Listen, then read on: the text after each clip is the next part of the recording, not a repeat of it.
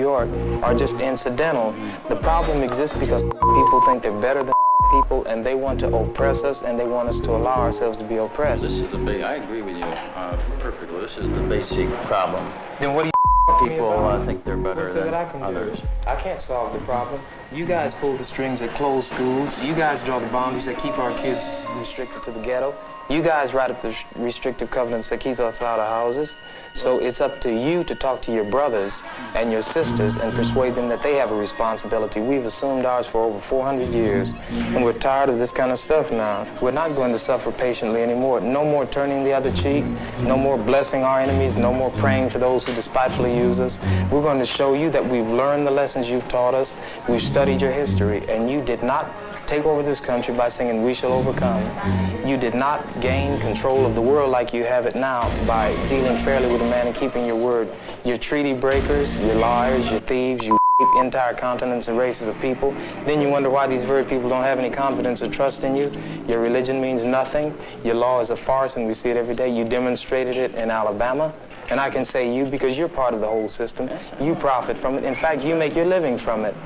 You couldn't walk around and talk to people, stand up in your pulpit on Sunday and preach nice little songs and say, now we're going to give thanks to the Lord for he is good and old Jesus be among us.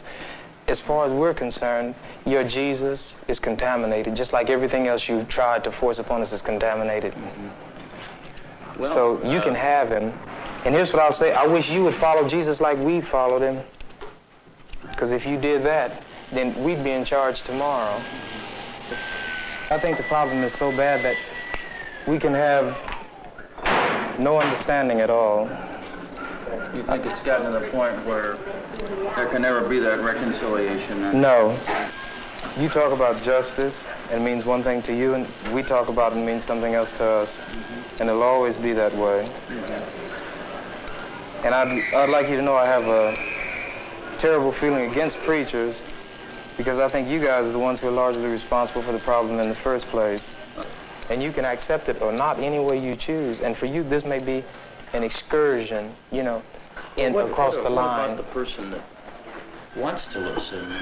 I genuinely feel that I want to listen. Well, if you listen and try to do something, you get kicked out of your church. See, that's the way your people are. Well, we do make changes, right?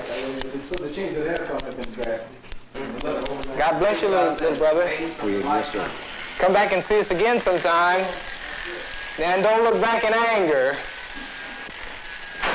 Thanks for taking it so well.